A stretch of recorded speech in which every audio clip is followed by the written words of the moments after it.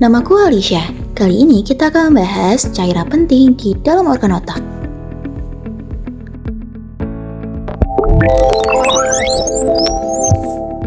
Halo semua, kenalkan, aku Cairin, alias cairan cerebrospinal atau disingkat CSF. Dari sisi anatomi, CSF berada dalam sistem ventrikel atau ruang subarachnoid. Ventrikel lateral terletak di masing-masing hemisfer otak, kemudian terhubung ke ventrikel ketiga melalui foramen interventrikular atau foramen Monro.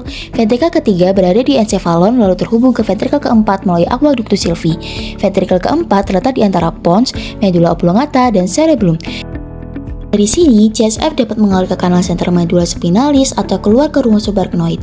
Ruang subarachnoid sendiri terletak di antara arachnoid meter dan pia meter yang menjadi jalur utama sirkulasi CSF di sekitar otak dan sumsum tulang belakang. Proses produksi CSF diproduksi oleh plexus choroideus yang terdapat di ventrikel lateral, ketiga, dan keempat.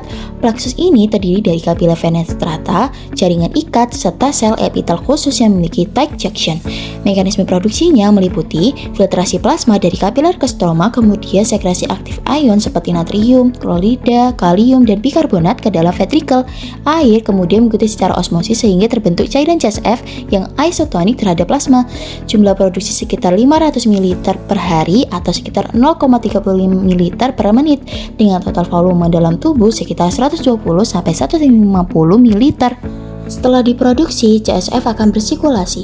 Alirannya dimulai dari ventrikel lateral kemudian melalui foramen interventrikular menuju ventrikel ketiga, dilanjutkan ke ventrikel keempat melalui aqueductus sylvii. Dari ventrikel keempat, CSF keluar ke ruang subarachnoid melalui foramen McKinley dan Luschka, lalu mengelilingi otak dan medulla spinalis.